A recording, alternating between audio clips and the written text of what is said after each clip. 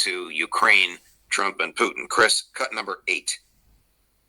We've heard his commitment to do everything to prevent World War III. Of course, we welcome this approach, and we congratulate the newly elected President of the United States on his inauguration.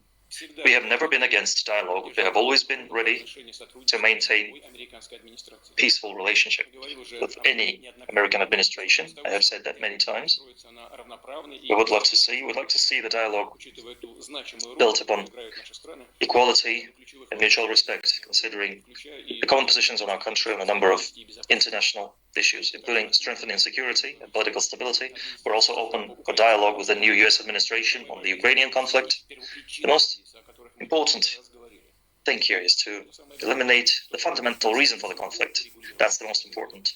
And as for settling the situation itself, its goal should be not a brief ceasefire, not just getting some time to regroup and rearm and carry on the conflict, but long-term peace based on respect to lawful interests of all people and nationalities living in the region.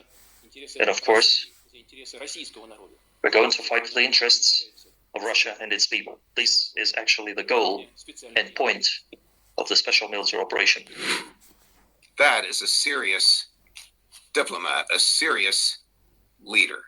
Articulate, clear, crisp, open-minded. No doubt about it. I mean, there's a reason why Vladimir Putin is the leader he is. There's a reason why Russia is where it is today. Is he perfect? No. Has Russia made mistakes? Of course. But the bottom line is Russia has never deviated from its strategic objectives, its stated strategic objectives when it comes to the special military operation. And those strategic objectives remain the same today. Ukraine will never be a member of NATO. And never means never. Not in 10 years, 20 years. It means it will that's never. the Kellogg. That's the General Kellogg nonsense. We'll delay their entry for 10 years. That's a non-starter, and the general must know that by now. Everybody knows that by now, even Trump. But the general keeps repeating the propaganda. 2, there won't be a frozen conflict. If you saw, Putin was very diplomatic, and he said, we're not looking to have a ceasefire so people can rearm. Russia has, through tremendous cost to itself, achieved the strategic initiative and dominance in this conflict, a war of attrition, where Russia has achieved the mathematical dominance over Ukraine. Russia has won the war of attrition. Ukraine today is collapsing on the front line.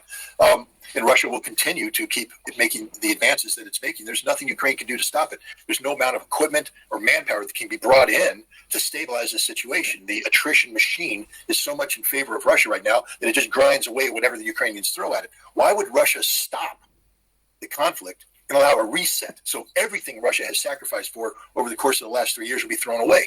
Russia's just not going to do that. There will be no ceasefire until the terms that are acceptable to Russia have been agreed to. Russia's not going to stop in a good faith measure and let Ukraine rebuild, let the West rearm, let NATO think that it can intervene. Right now, the entire West is off balance because of the victories being won by the Russian forces, by the supremacy of Russian defense industry, by the superiority of the Russian economy. And so Russia's not going to concede any of these advantages to allow the President of the United States to get a politicized talking point. If Trump is serious about peace, frankly speaking, he needs to fire Keith Kellogg, or at least silence him, and bring in better advisors. Hey, Trump, if you're listening, call me. Okay, I'm more than happy to talk to you about it. God, I wish he would call you.